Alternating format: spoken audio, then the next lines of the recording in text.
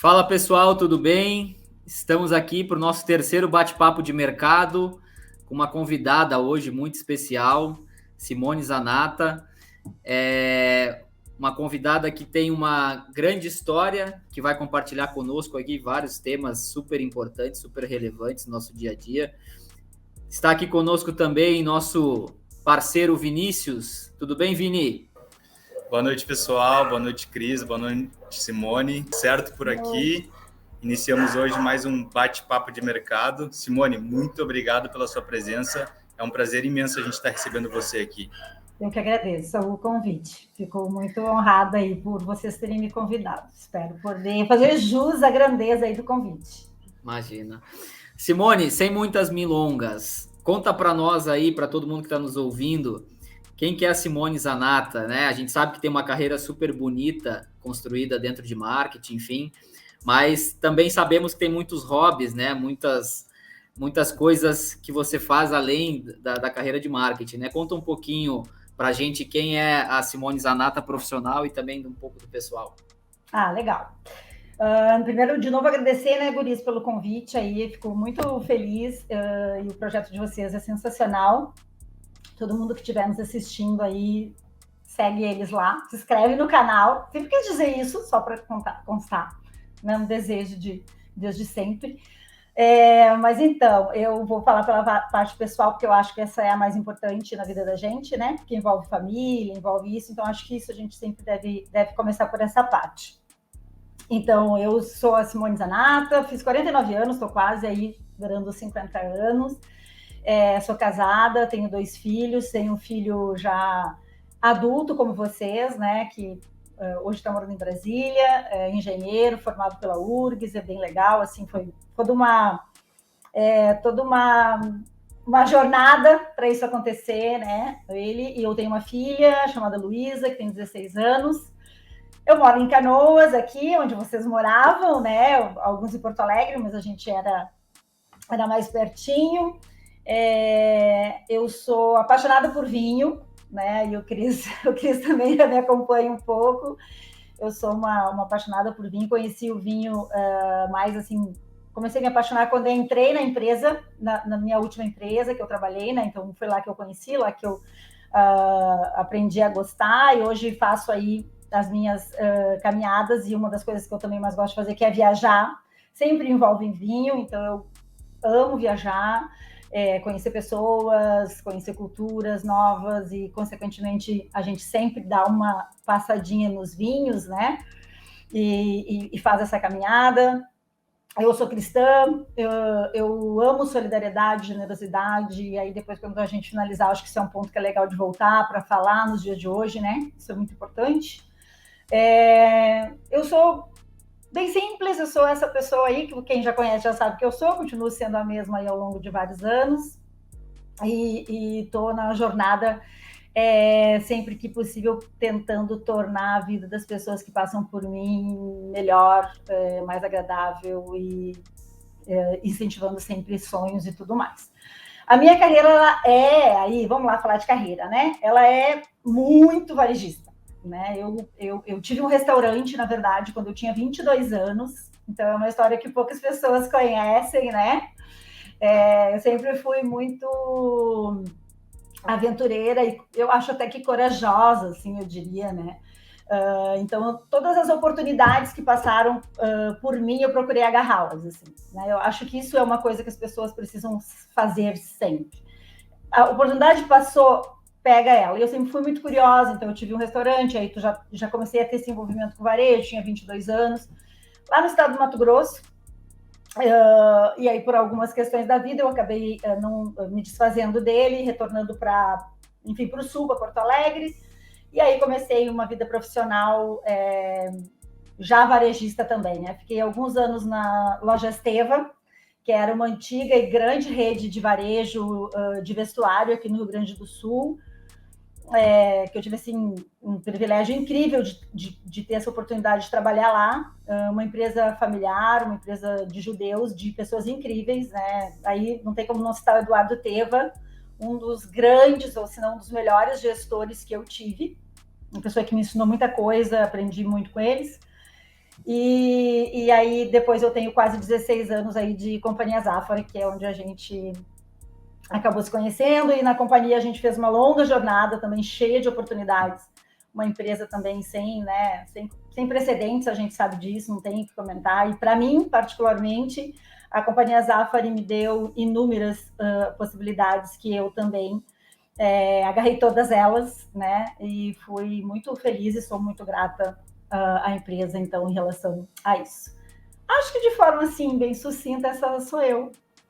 Muito bacana, Simone. Anotei vários insights aqui. Primeiro porque a tua carreira é construída em marketing e aí depois, naturalmente, para o ramo varejista, e não tem como a gente falar de marketing sem falar de relacionamento, né? E aí tu falaste que tu fazer a diferença pelas pessoas que passam na tua vida ou entram, né? E isso é relacionamento puro. E o que é legal é porque a gente está no 3º episódio, né, e em todos isso foi falado, né? O Pedro lá no primeiro falou, o Renato semana passada falou também da importância dele, um princípio que ele traz com ele é sempre servir muito bem as pessoas, né? E aí eu diria que uma mensagem que já está ficando a Simone procura sempre transformar a vida das pessoas que passam na vida dela, né? Isso é muito interessante.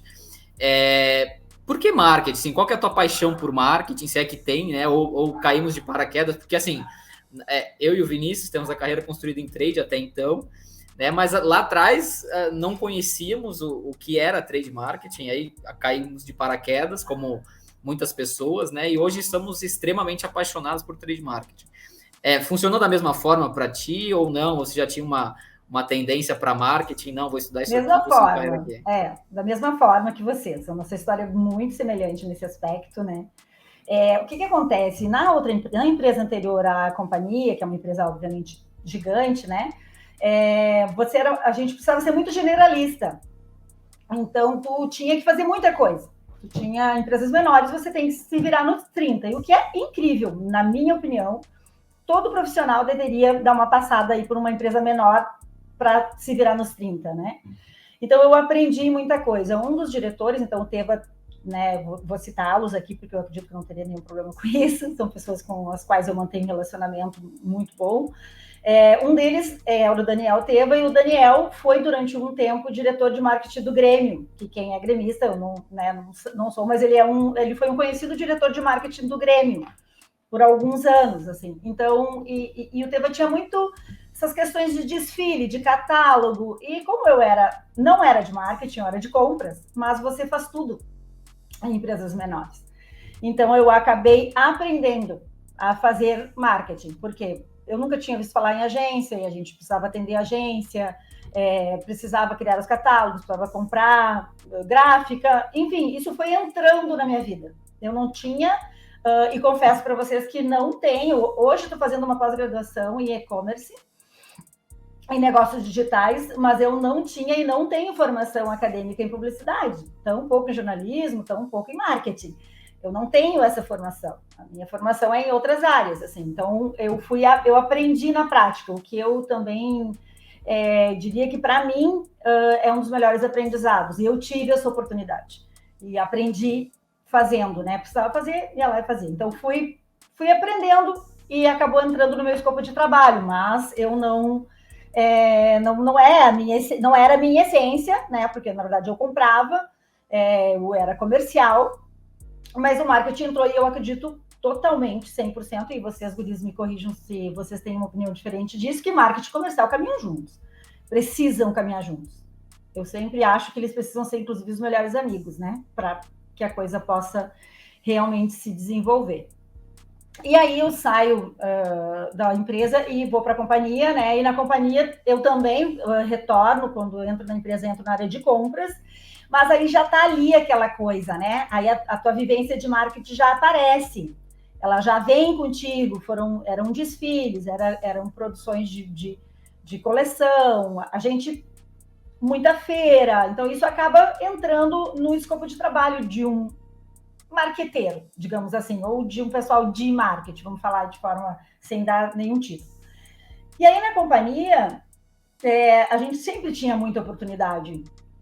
de poder mostrar o que tu gostava de fazer, e aí as reuniões eram, né, empresas familiares têm essa facilidade que eu acho muito legal, que você consegue se expressar, tem sempre reuniões onde você consegue falar o que você gosta, o que você faz, e acabou vindo aos ouvidos, na época, né, da diretoria, que eu manjava dos Paranauê. E aí eu entrei no marketing. Eu fui convidada na época, né, pelo um dos diretores, para assumir o marketing da empresa. E aí fui dividir com o parceiro que na época tocava o marketing, acabou dividindo as áreas e se tornou trade, que é onde vocês atuaram, e o marketing, né, falando aí folheteria, estratégia, né, análise de número, estratégia de anúncio, tudo mais, criação, planejamento, tudo isso entrou e eu peguei. Simples. Como eu acredito que tudo que eu fiz durante a minha jornada profissional. E fui aprendendo cada vez mais, e aí vieram oportunidades, e a vivência ajudou muito, né? A vivência te ensina muito mais rápido. O famoso aprender na prática, né? Eu gosto dessa afirmação de que marketing e comercial precisam ser melhores amigos, sim, né? E eu acho que, e aí nessa lacuna, vamos chamar assim, o trade talvez seja o cara que de repente vai aproximar mais ainda os dois, né? Ó, esse é o marketing, ó, esse é o comercial. Eu preciso atender os objetivos estratégicos de marketing, traduzido nas ansiedades de vendas do mercado, da rua, do consumidor. Como que eu faço toda essa orquestra, né? Que para mim, no final do dia, o conceito de trade marketing é exatamente esse, né? Orquestrar todas essas demandas, esses objetivos estratégicos com as ansiedades que acontecem na rua. É muito bacana. Simone, você tocou em 2 nomes aqui fantásticos, né? Principalmente do Eduardo Teva, que foi um grande líder inspirador para você, né? A gente também acredita muito, né, no tema de liderança, o quanto a liderança ela pode transformar não só o ambiente, mas também o rumo de uma organização, de um time, no esporte também. Tem um livro do Simon Sinek, né, Os Líderes se Servem por Último, muito interessante, né, que fala sobre diversos pontos de liderança muito, muito interessantes, assim. E já pegando o contexto de liderança, né, você exerce uma posição de liderança em empresas consolidadíssimas do ramo varejista há bastante tempo, né, na figura de uma figura feminina, né? O quanto tu acredita que, de novo, né, já tem uma série de agendas sendo conversadas sobre esses pontos, né, de mulheres em cargos de liderança, mas não é, acho que isso o fórum, né? O quanto tu acredita nesse complemento de perfis dentro das equipes, né? Mulheres, homens, jovens, pessoas mais experientes, o quanto que isso tudo contribui para o objetivo final, né? Semana passada a gente falou exatamente a mesma coisa, né? O Renato, que era o nosso entrevistado, tem um perfil, o sócio dele tem outro, a sócia dele tem outro, né? O quanto que isso contribui, como tu acredita nessa visão de complemento de perfis? Legal, bem bacana isso, assim, né? A gente, eu acho bem importante a gente não pegar as pautas que elas já, de fato, já existem, as pautas das defesas, né? De feminino, masculino, jovem ou não, e aí está muito em voga essa coisa da idade também envolvida, o que eu também já estou quase lá nesse cenário também, então eu estou assim, quase todas as pautas existentes aí da defesa dos profissionais. Mas eu acho que antes de qualquer coisa, realmente, Cris, como eu acho que as empresas deveriam ver, e como eu vejo essa mistura de gestores masculinos e femininos trabalhando juntos, sabe? Porque a gente não pode... e aí tudo que, né, a gente está falando aqui são opiniões pessoais, né? A gente não pode dizer que homens e mulheres tomam decisões iguais para problemas diferentes. Então, eu acho que sempre que essa união de diferentes experiências e diferentes modos de tomada de decisão, de achar soluções para problemas, de inovar na cabeça feminina e na cabeça masculina são muito complementares. Então, hoje, eu acho que as empresas que conseguem ter uma parcela maior de equipes mais heterogêneas, mais homens e mulheres, se não igualmente, ou, né, o mais próximo possível, tendem a ter melhores soluções. Né? Eu acho que se complementam mais, são cabeças que pensam não só por virem com experiências diferentes, mas com modos diferentes de tomada de decisão. E aí eu acho que a empresa também, onde eu fiquei uma grande parte da minha vida profissional, me ensinou muito isso na prática também, quando a gente... Aí eu vou citar um exemplo assim, de uma coisa que ficou muito clara, que não era só o fato de homem e mulher, mas de quanto que quando a equipe ela é mais heterogênea, ela tem mais diversidade, eu acredito muito nisso, né? Eu falo diversidade mesmo de ideias, porque para inovar as pessoas não podem ser iguais a mim. Elas precisam ser diferentes de mim, porque senão realmente a criatividade não vem, ela não aparece. Que é quando você vai, por exemplo, a empresa, ela foi implantar um projeto, ela mudou o seu sistema operacional, não sei se vocês estavam comigo na época ainda, mas na troca de sistema, quando foi feita a troca do sistema legado para um novo sistema, né, para um sistema muito conhecido, um dos melhores sistemas de ERP do mundo, foi onde eu consegui ver isso, e não só eu, mas vários ex-colegas, tivemos essa coisa na prática, de como era você ter pessoas mais sêniores da empresa no negócio, no projeto de transformação. Porque a gente consegue ganhar muito o jogo quando tu consegue vencer essa coisa da cultura organizacional. Que você precisa da pessoa que ela entenda do negócio, né? Que tenha a regra de negócio. E isso, essa pessoa mais sênior, os gestores mais sêniores que estão lá, fizeram toda a diferença. Vem uma galera nova, e aí eu estou fazendo mais esse comparativo de quanto que é legal que as equipes e os gestores sejam mais equilibrados entre si no aspecto não só feminino, masculino, mas mais senioridade, menos senioridade, gente de fora, para que essa composição toda faça com que o sucesso dos projetos aconteça. Você precisa ter a prata da casa. Eu acredito muito nisso, sabe? Na prata da casa. E no equilíbrio. Mas você vai ficar sempre com as mesmas pessoas, né? Com a galera mais velha? Não, tu tem que ter o equilíbrio. E foi nesse projeto específico que eu vivenciei e vários outros colegas, nós sentávamos para conversar, e isso ficava muito claro para nós. Fulano fez falta. E ao longo do projeto foi necessário trazer pessoas que no início se descartou, obviamente, né? Estou falando aqui palavras... mais firmes, digamos assim, mas se descartou esses profissionais, não os trouxeram para o projeto, obviamente, né? E depois eles fizeram muita falta.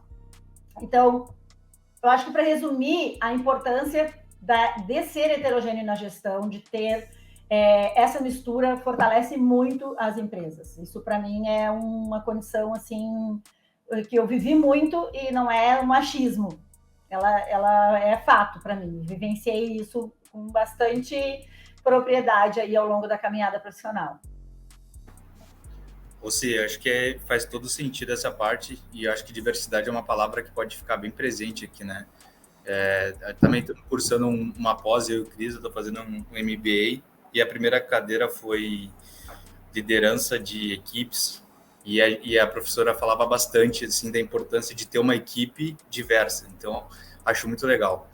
E tem um livro do Howard Schultz, da Starbucks, que ele fala, tem uma afirmação dele que ele diz assim, quando você está cercado de pessoas que compartilham um compromisso em torno de um propósito comum, qualquer coisa é possível. E eu acho que é isso, né? Independente da equipe ali, tiver uma diversidade de conhecimento, focado nesse propósito, tudo é possível. Sim, super acredito nisso, assim, super acredito nisso. E eu acho que a escuta, né, é muito importante. Uma coisa que a gente já não fala mais, e aí eu cito uma coisa que é muito engraçada, que nós não escutamos mais uns aos outros, e às vezes você não escuta a sua equipe. Quando tu não escuta o time, é um risco muito grande. E a gente anda muito agitado, né? Então, às vezes, a gente não está escutando. E o gestor tem que escutar. Eu acho que a escutativa e a devolutiva, na minha opinião, é papel que todo gestor tem que ter. Você precisa escutar o seu time. E essa coisa que tu falou, bem colocada, Vini, da colocação aí do cara da Starbucks, ela faz tanto sentido, porque como gestora, e aí eu não sei se eu estou pegando o gancho aqui, viu, Cris? Tomei conta do negócio, estou aqui. Você é a protagonista, pelo amor de Deus. Tô aqui falando, mas nessa caminhada eu não tenho como não falar, sabe, do que ele diz, que as pessoas unidas com objetivos comuns, com propósitos comuns, fazem as coisas incríveis. E eu absolutamente nunca fiz nada sem os times que eu tive. Nada. Assim, eu aprendi, eu tive uma felicidade no último time, então não tem nem o que falar, né? Porque aí aqui eu já falo, já me emociono, já nem sei o que dizer, porque aprendi demais com eles. Mas no último time eu tinha essa coisa que a gente falava antes, da coisa heterogênea. Eu tinha no meu time uma pessoa com 62 anos e eu tinha pessoas com 20 anos. E era incrível, porque a gente se complementava muito, né? Era uma equipe tão... E aí a gente tinha um penso assim de, escuta o Pedrão, que quem de vocês lembra é o Pedro, né? Também ele vai permitir que eu fale aqui, mas escuta o Pedro, sabe? De 18 a 60, então é isso aí que eu acho que é essa valorização. Só que juntos, eles me ensinavam muito. Nós trocávamos muito. Então, assim, o gestor, ele é o ouvido. Ele é o ouvido, ele é o ombro, ele é a mão. E aí eu brinco que ele é a mão que bate e a mão que acaricia. Tem que ter as duas coisas também, para não ser tão formidável. Muito formidável esses ensinamentos, tanto da parte do Vini, que colocou brilhantemente essa citação. A gente acredita muito que o líder, né, o gestor, ele tem que ser um facilitador, né? E quanto maior a tua experiência na jornada, né, na carreira, enfim, mais facilitador você pode ser, né? Porque você já tem a experiência passada de acontecimentos, de eventos que você passou, que você pode orientar o próximo ou a pessoa mais jovem que está chegando. E não é pela direita, vamos pela esquerda nesse momento, agora tu acelera, depois tu freia, né? Agora tira o pé um pouquinho, respira e tal. Porque no final do dia, acredito que a gente, né, pensa que na verdade é tudo uma corrida de 100 metros, e na verdade não é, né? Na verdade é uma maratona, é uma corrida normal que você está fazendo, aquele trote que você faz no condomínio ali para, né, soltar a musculatura. Não é uma corrida, né? Não precisa ter tanta pressa muitas vezes, né? Em diversos assuntos, sejam eles pessoais, sejam eles profissionais. Mas esse tema de liderança é um tema muito latente, que necessita de mais agendas ainda, independente de ser feminino, se é masculino. Acredito que o tema liderança, de uma maneira geral, ele precisa de mais agendas para que mais pessoas tenham acesso ao tema e se formam líderes, né? Cada vez que se a gente formar mais líderes, consequentemente eu formo mais bons profissionais, mais boas pessoas, e a que a gente fala, né, Vini? A corrente do bem, né? A corrente do bem, ela é infinita, né? Quanto mais a gente trabalha ela, mais a gente faz bem para as pessoas e para o mundo e para a sociedade que a gente está inserido. Não, e todo gestor que se preze, na minha opinião, ele deve construir o time dele para pessoas terem o lugar dele. Eu sempre comentei isso com a galera que trabalhava comigo. Assim, eu quero que tu queira o meu lugar, de maneira honesta, correta e eficiente, mas tu tem que querer esta cadeira aqui. Porque e eu te ajudo a chegar aqui, porque se tu chegar aqui, eu chego em outro lugar, ou eu vou... Não importa. Tu não pode... E a gente já conversou sobre isso, Cris, algumas vezes, assim, que você não pode reter conhecimento. Não dá mais, não existe... Na verdade, isso não existe mais, né, gente? A gente não precisa nem falar disso. Mas o gestor, ele tem que construir pessoas, ele tem que construir líderes. Porque se uma pessoa passa por você, isso é uma opinião minha também, muito pessoal, se um time passa por mim sem crescer, sem ser promovido, às vezes tem coisas que você não consegue fazer, que são RH, né? Tem coisas lá de RH que tu não consegue influenciar, mas fazer com que as pessoas cresçam na sua mão, eu acho que, assim, esse é o grande mérito, ou se existe algum mérito de um gestor, colher isso. É olhar para a galera, olhar para meninos como vocês, que não é porque eu estou aqui, vocês já sabem o que eu penso a respeito de vocês, vão onde vocês foram.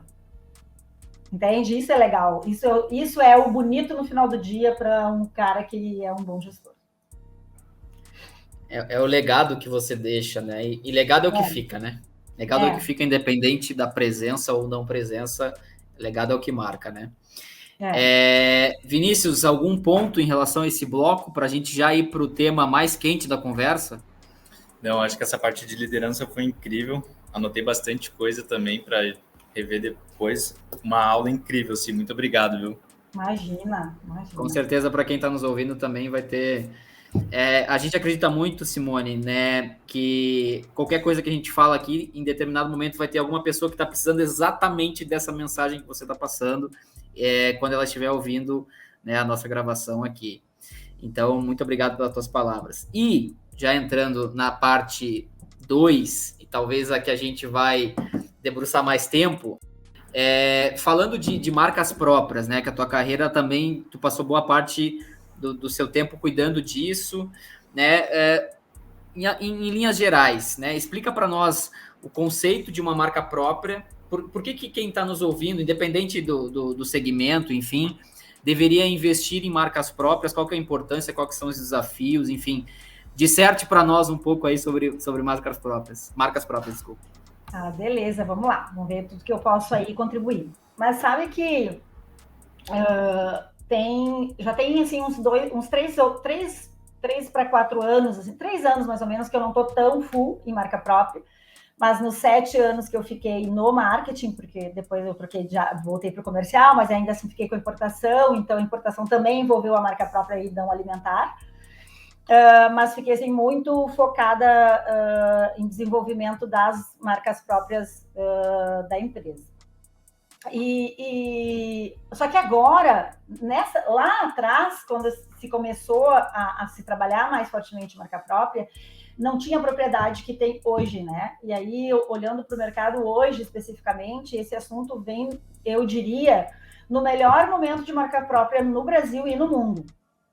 Porque a marca própria, ela tem diferenciais muito grandes. E nesse momento em que a gente tem uma crise ainda que permanece, tá, de abastecimento, a gente tem um crescimento muito forte de inflação, e a gente teve aí nos 2 últimos anos, com a pandemia, o consumidor tendo que adaptar a cesta dele, ele adaptou essa cesta, o crescimento de marca própria foi... Eu tô jogando aí, tá? Depois, se alguém for nos criticar lá, a gente vai olha para o número exato, mas foi coisa bem acima de 2 dígitos, tá? Então, assim, nunca teve na história econômica de marca própria tão legal de você ou se lançar como marca própria. A gente fala um pouquinho mais para frente depois disso, porque se lançar é um pouco diferente de você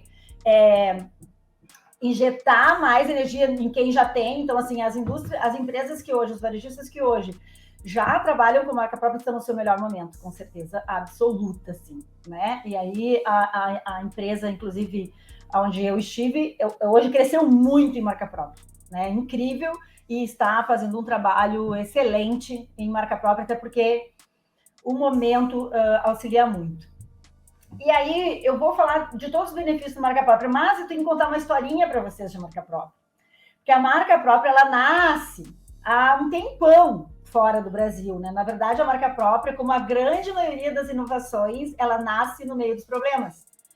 É um fato, sabe? De verdade, assim, vocês vão pegar N casos, vocês devem ter aí com vocês, de que grandes oportunidades e inovações aconteceram no meio de grandes crises, né? E aí a marca própria nasce, assim, vem aparecer forte no mercado na Alemanha, lá na Segunda Guerra, que é quando também há uma crise, tipo a pandemia, onde o consumidor precisou refazer a sua cesta, e aí ele foi atrás de produtos mais baratos, porque a marca própria tem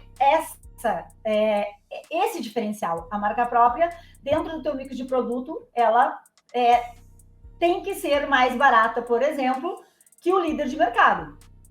Porque você não fica ali naquele quadradinho do líder, sabe? Você fica no diferencial. Porque tu também não precisa comprovar preço. Eu brinco muito isso em marca própria, que assim, marca própria tu não tem que comprovar preço. Tu não briga com preço. Para mim, esse é um dos grandes diferenciais de marca própria. Mas aí, então, lá na Alemanha, só para mim não perder o foco, e o Brasil ainda estava muito distante disso.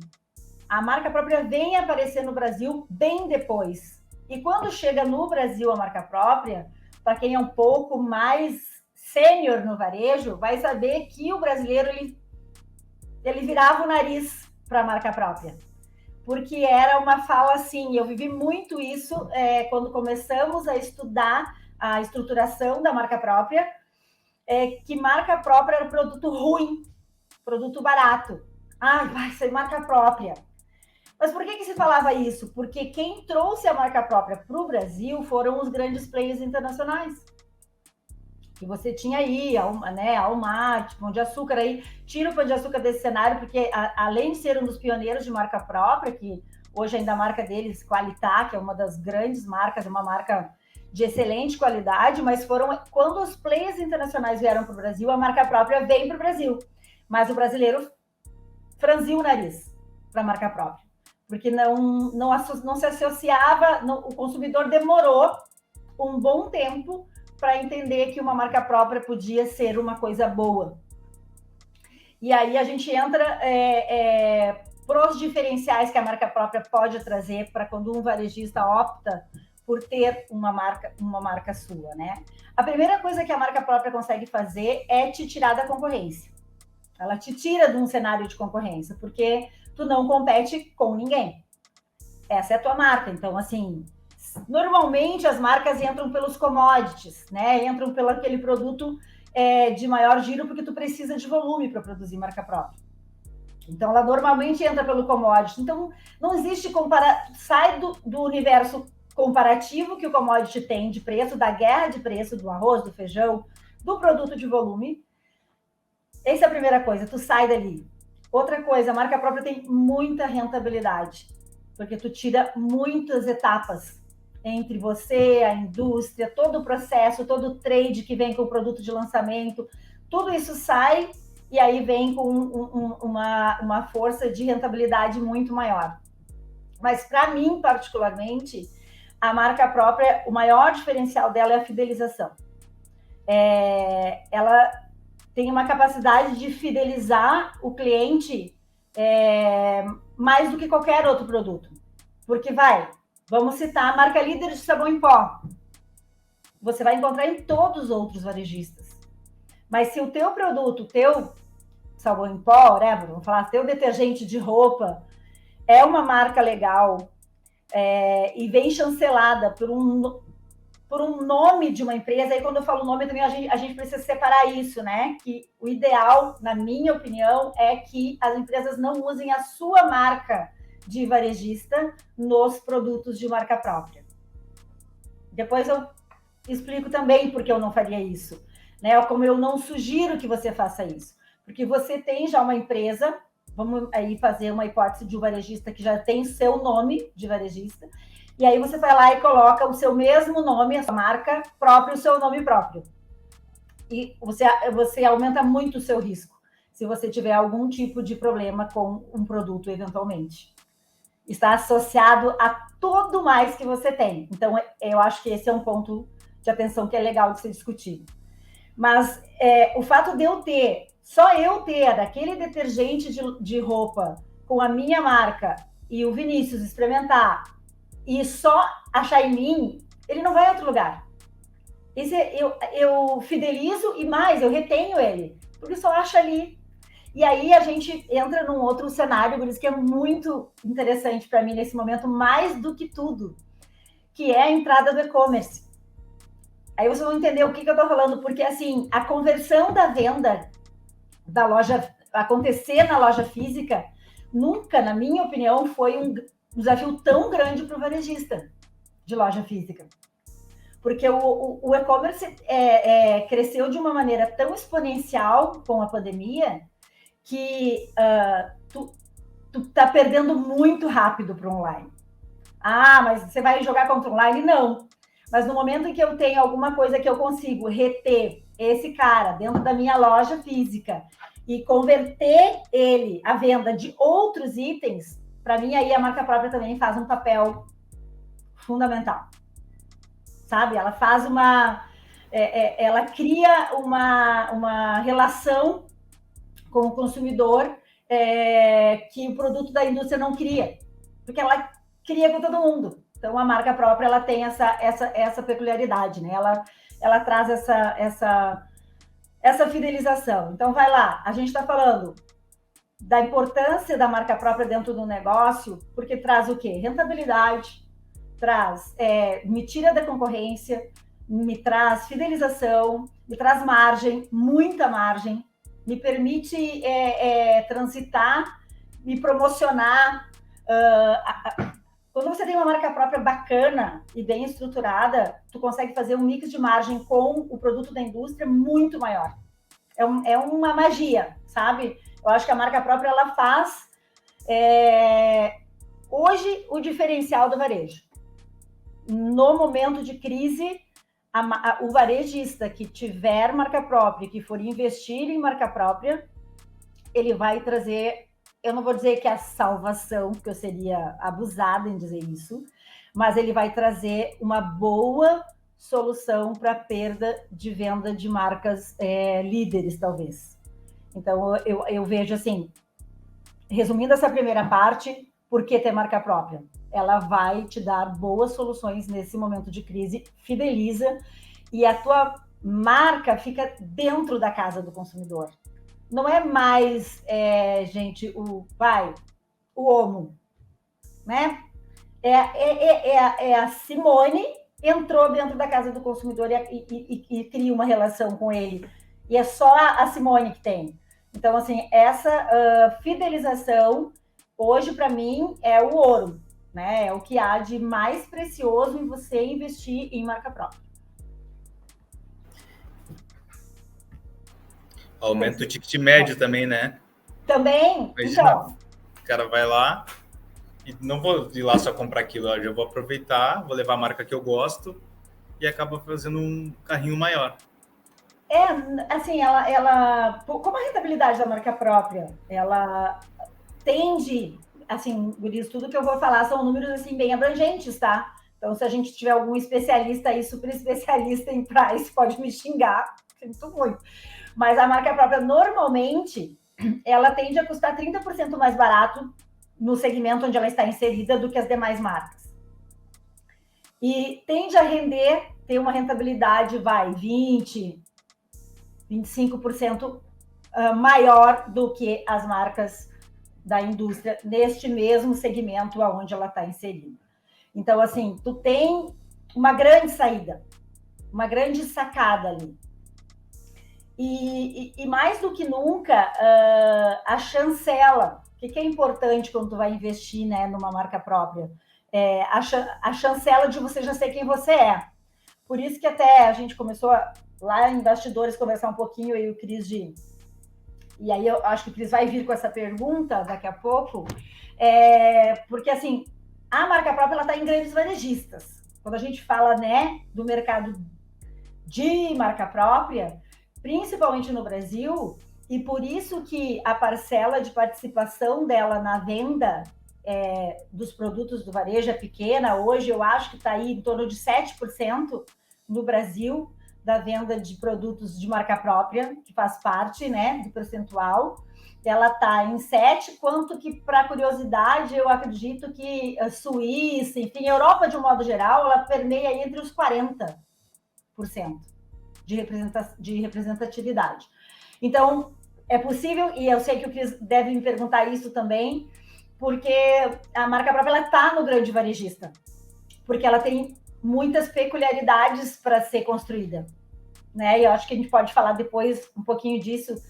Não sei se o Cris vai querer fazer aquela perguntinha, Cris, básica, assim, de que será que a marca própria só serve para o cara grandão? Porque hoje no Brasil ela está muito presente, ela está basicamente presente no grandão. Simone, muito bacana aqui as considerações, e tem várias, né? Eu acho que num momento de crise, primeiro deles, né? várias oportunidades surgem em momentos de crise, né? Independente, aqui no caso é marca própria, mas tem várias outras situações que também surgem em momentos de crise, que é o melhor momento para você inovar, né? Porque você precisa sair da caixa, né? Porque tá o caos e aí você precisa sair da caixa para criar uma solução. Você falou ali de relação de conexão, né? Da minha marca dentro da casa do consumidor. E aí eu acho que é inerente ao ramo supermercadista. Estamos falando de marca própria de um sentido geral, aí, vestuário, enfim, etc. Acredito que essa relação de conexão, acho que é um princípio básico, né, de que toda marca deveria ter, né? Eu preciso me conectar com o meu consumidor, né? Eu preciso conversar com ele, eu preciso falar a linguagem dele, eu preciso entender a necessidade. E eu acho que a marca própria, ela, assim como a relação de qualquer marca, ela precisa respeitar, eu acho que esse princípio, sabe? E aí o endosso de uma marca, porque assim, a marca própria é importante, ela te dá diferenciação de competitividade de preço, te dá rentabilidade, aumento de ticket médio, como o Vini falou, mas do lado de cá, por exemplo, ela também tem alguns... Do lado de cá que eu digo quem está fazendo a marca própria para determinado varejista, né? Ela também te dá alguns benefícios muito interessantes do ponto de vista de negócios, né? E aí a pergunta também é o quanto que o endosso de uma grande corporação ou de uma grande indústria tem benefício ou tem contribuição no desenvolvimento da tua marca própria. O que eu quero dizer legal, vou fazer uma marca própria de roupa, né? O quanto que quem vai fazer isso para mim tem importância no negócio, porque assim, no final do dia, o princípio é o mesmo. É a minha marca que vai estar lá dentro da casa do consumidor, né? Essa relação que eu queria, assim, trazer, né? O quanto que quem está fabricando tem parcela também importante dentro do negócio da tua marca própria. Eu acho que são dois pontos, assim, bem interessantes da gente abordar essa questão de quem faz para mim, né? Porque quando tu trata... a gente teria que separar, de novo, né, Gurias, minha opinião e minha experiência. Quando a gente trata de alimento, e aí a gente vai para o supermercado, é muito relevante quem faz, quem fabrica para mim. Isso é ponto... se eu tivesse que dizer hoje para o empreendedor, estamos falando para um novo aí, empreendedor. Cara, o seu maior cuidado, quem vai fazer para você? Quem vai fabricar? Quem é esse cara? Você vai lá dentro, quantas vezes tiver que ir, você tem que investigar quem vai fazer a sua marca, porque é ele que vai dar a sua cara, né? Porque se você consumir, pão de sanduíche, vamos falar aí, né, de uma marca X que é feita pela indústria Y, mas a indústria Y cara, aquela indústria Y, isso tem outro preço. Então, isso é uma sacada da marca própria.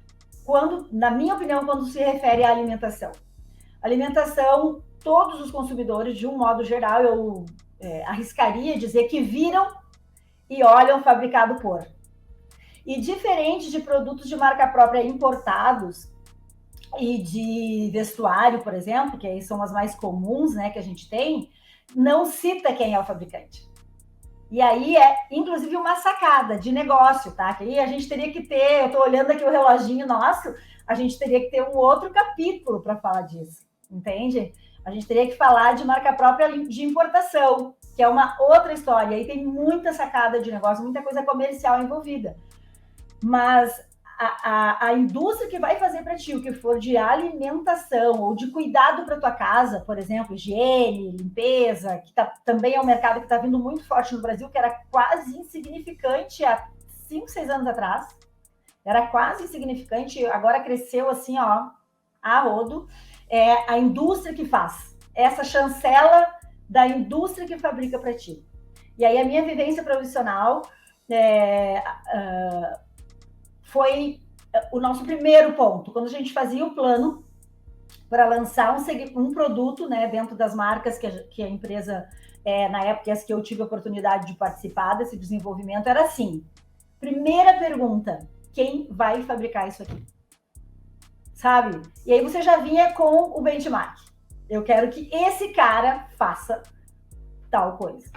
E geralmente você vai no líder de mercado, né? Líder de mercado. porque que é o que teoricamente e historicamente deve ter o maior know-how para fazer aquela marca para você. Mas aí a gente volta, que eu vou esperar que tu vai fazer a pergunta do pequeno. Não, a pergunta do pequeno eu acho que vai ser agora, porque estávamos conversando eu e o Vinícius nos bastidores, e eu acho que assim, primeiro, não é só no grandão, acho que o pequeno pode ter, mas eu acho que passa, e aí grande parte aqui dos nossos ouvintes muitas vezes são microempresários, microempreendedores, eu acho que passa por uma mudança de mindset, de comportamento. Vou explicar.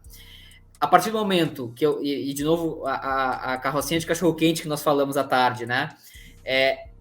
A partir do momento que eu abro uma carrocinha de cachorro-quente, eu já tenho essa mentalidade de negócio, de que puta, eu quero que uma grande indústria faça o meu tempero. Eu quero que uma grande indústria forneça para mim os meus pães para que eu assine como marca. E digo mais, eu leve isso, eu transcenda, eu saia da carrocinha de cachorro-quente e eu venda o meu molho, de repente, num grande supermercado, né? Assinando com a minha marca.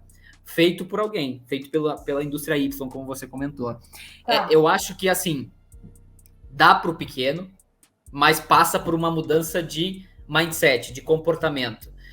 Eu abro um negócio já tendo essa mentalidade de que um dia eu vou querer que alguém faça um tempero para mim, né, para que eu assine com a minha marca, um pão, enfim, de novo citando o exemplo do cachorro-quente, mas acho que isso é inerente ao negócio. Pode ser uma hamburgueria, uma padaria, né, uma confecção, supermercado mesmo. A gente estava falando isso no bastidor, eu acho que faz um pouco de sentido essa mudança do mindset, e não necessariamente o grande ou o pequeno, sabe? Não, eu acho assim, ó, que o que acontece, tá? Tem pro grande, tem pro pequeno. Vamos lá. Porque a gente também, como falou, né? Nossa audiência pode ser que seja do pequeno. E que talvez sirva um pouco mais para empresas que tenham menos know-how do que as empresas grandes que transitam melhor, né? Que pode apontar o dedo e dizer, quero fazer com o líder de mercado, porque o cara compensa para o cara fazer um setup de máquina e parar para rodar para mim, né? Porque a gente está falando disso. Quando tu fala de indústria, tu entra num outro cenário. Mas, por exemplo, eu não tenho só eu tenho os grandes volumes.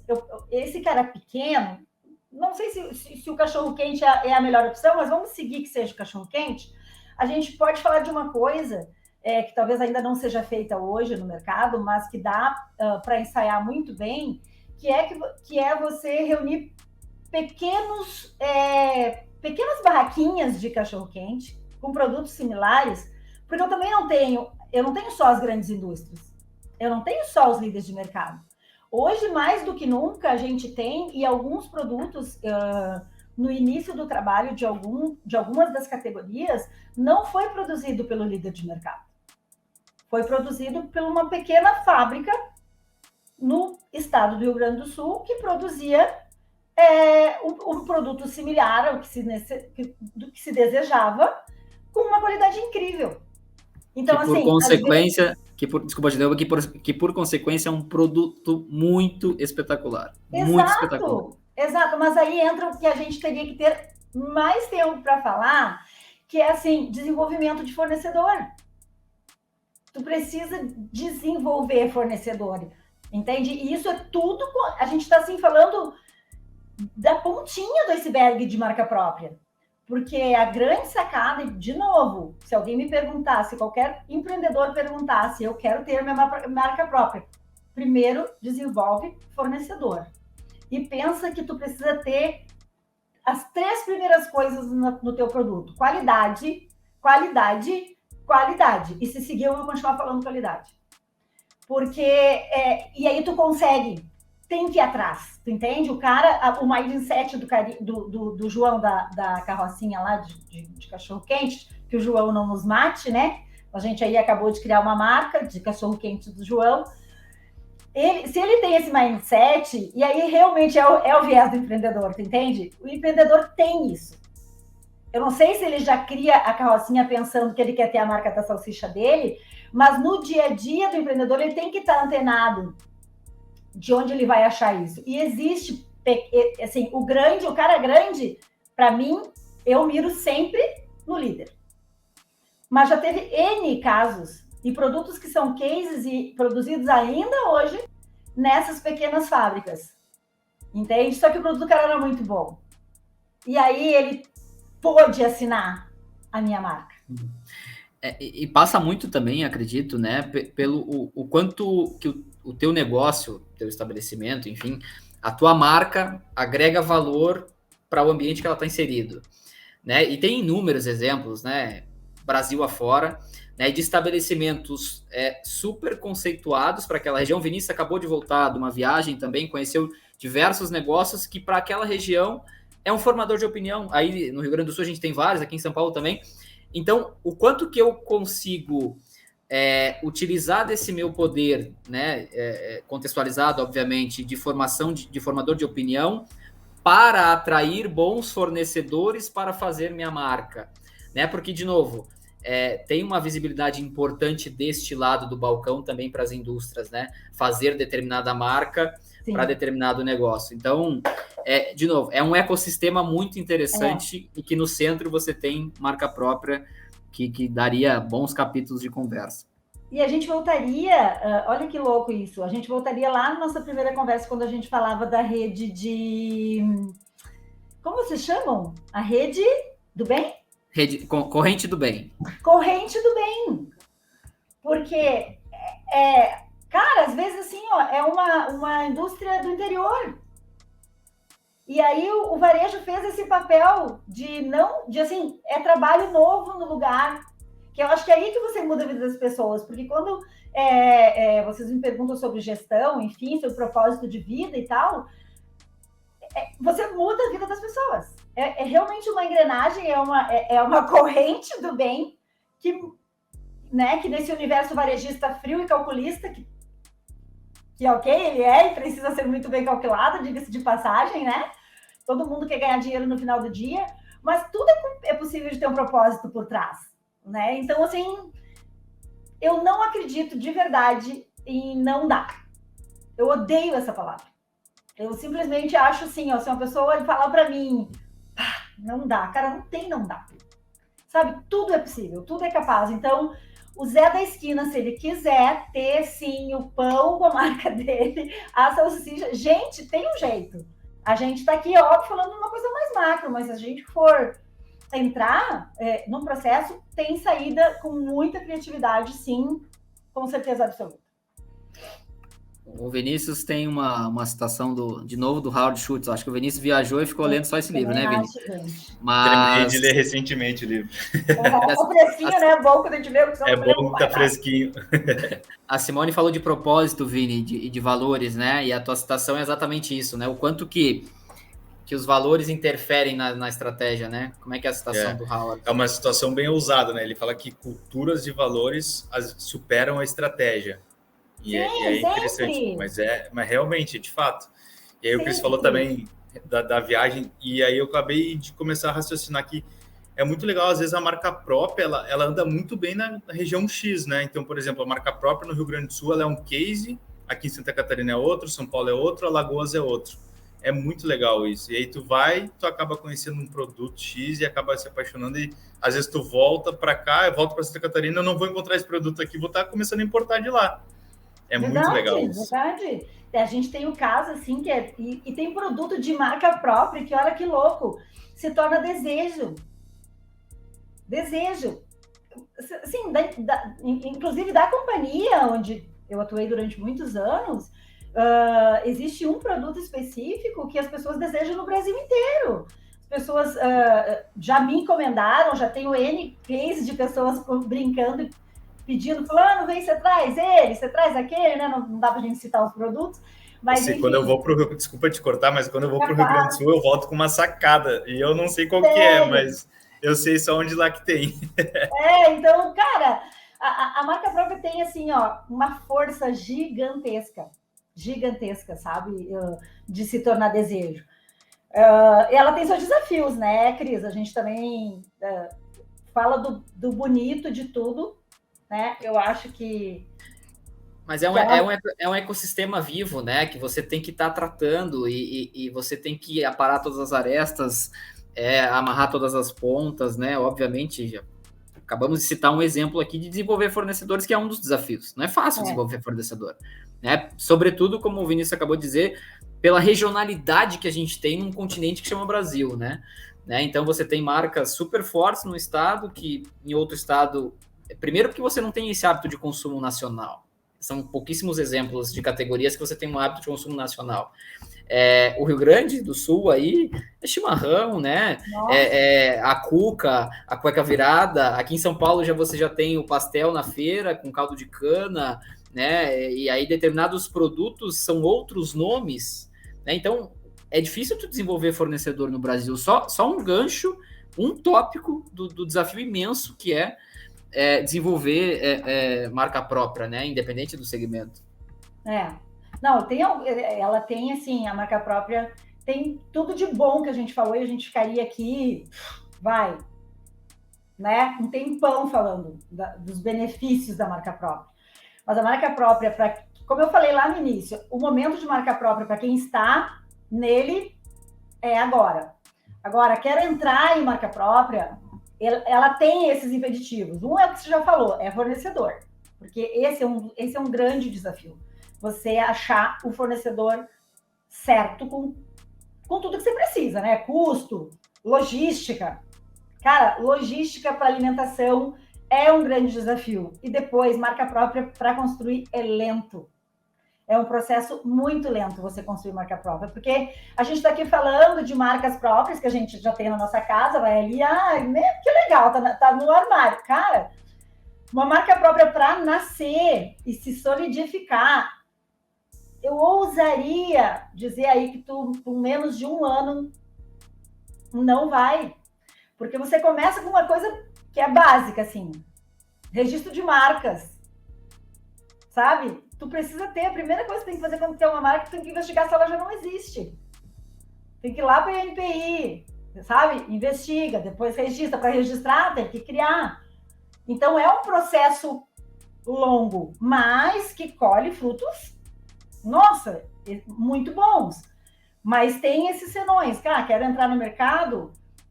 Faz um plano. E faz um plano a longo prazo. Então, assim, se é o Zé da carrocinha do cachorro-quente, ele tem que começar a pensar agora para lá no final do ano que vem ele ter o pão de marca própria dele, ou a salsicha de marca própria, ou o tempero, whatever, que eu achei a ideia do tempero bem legal, bem mais plausível, porque tem muita fabriqueta pequena aí de tempero, né, que pode ajudá-lo. Mas tem esses desafios, assim, guris, mas eu acho um puta negócio, com perdão da palavra, né, para ser investido.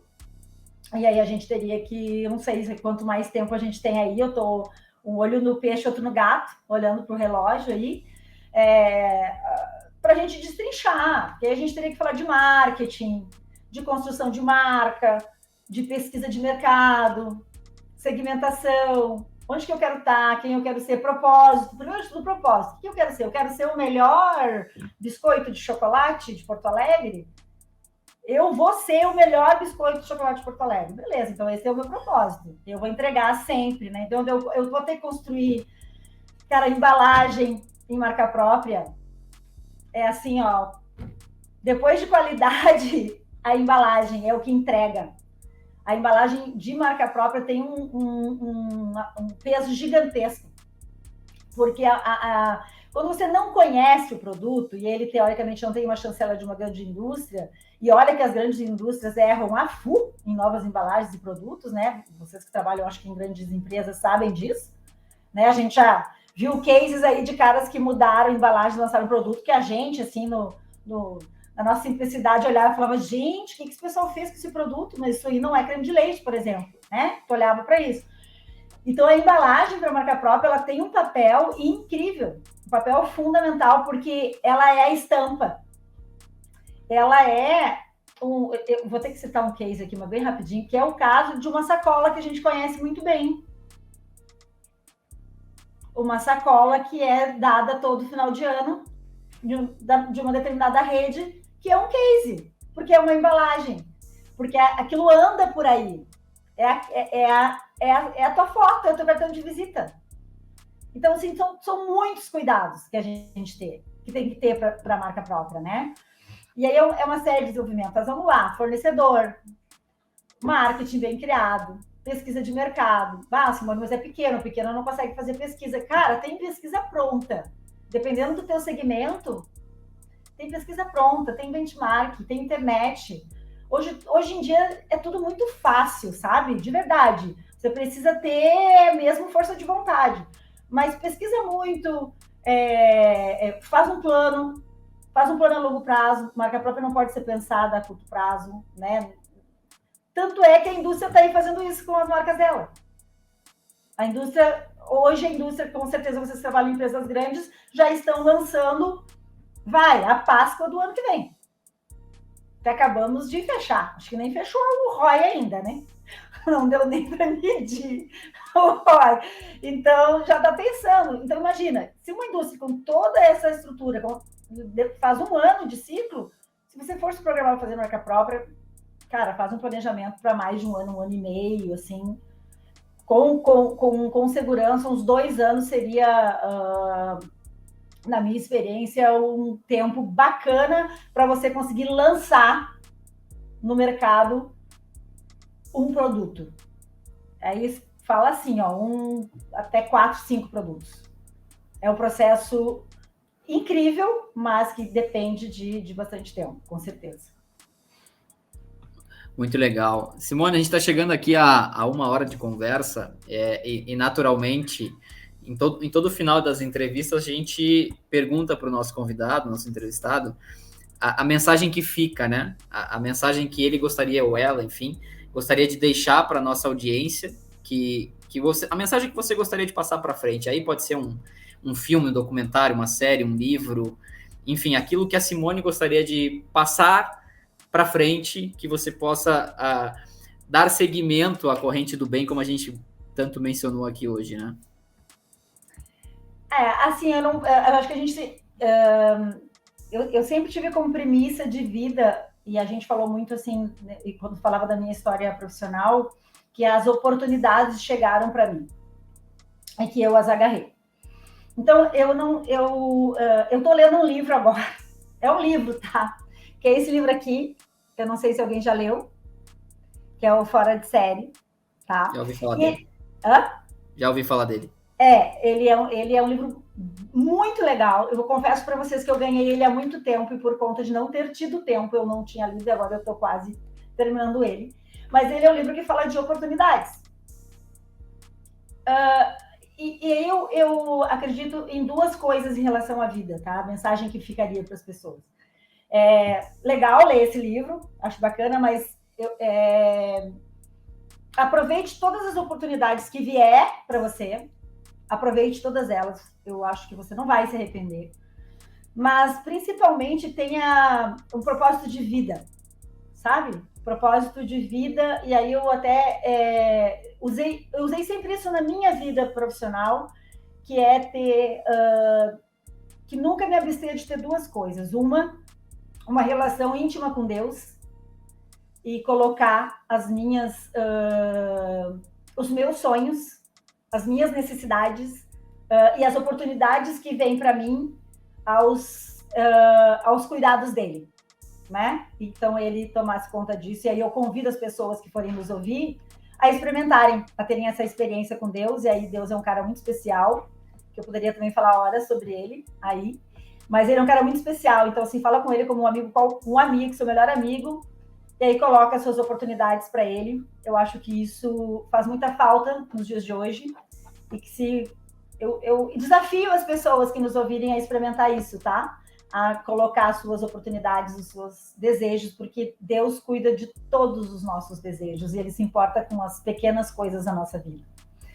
E uma outra coisa que eu deixaria para as pessoas nunca fechem sua mão para generosidade com o outro. Porque enquanto você está... E aí é uma fase muito piegas da vida. Enquanto você está subindo na vida, cuida quando você cruzar com as pessoas do caminho. Nunca esquece delas. Absolutamente nunca esqueça das pessoas que cruzam o seu caminho durante a caminhada. Porque uma hora você está subindo e outra hora você está descendo. E você vai cruzar com essas pessoas. Então eu acho que Deus como centro da vida, e generosidade no coração, de verdade, mão aberta, espírito aberto, ouvido aberto, ombro à disposição, que tudo dá certo no final. E não é só alegria, porque a vida não é só alegria, mas mesmo nos momentos de tristeza, sempre tem uma esperança, e eu deposito a minha em Deus, e é isso que eu dividiria com as pessoas hoje. Muito legal. Não tinha maneira melhor de terminar, né, Vini? Nossa, muito inspirador. Baita conversa, Simone. Emocionou no final, hein? Tenho certeza que as pessoas vão gostar e vai ser sucesso, viu? Muito obrigado mesmo, sensacional. Imagina, eu que agradeço, foi demais conversar com você, eu adorei muito. É um bálsamo, brinquei com o Cris hoje. Brinquei com o Cris, foi um bálsamo para mim, comentei com algumas pessoas. Foi... que bom. Renovou a energia, gente. Obrigada mesmo, assim, incrível, incrível. Você sabe que o futuro de vocês não é duvidoso, eu já falava isso, né, seu Cris? A gente que agradece, estamos super à disposição, a casa é sua também, pode voltar quando quiser. Agradeço.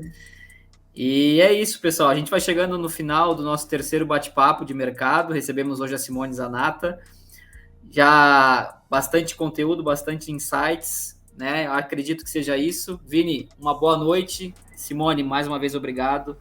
Boa noite a todos, gente. Boa noite, pessoal. Falou, tchau.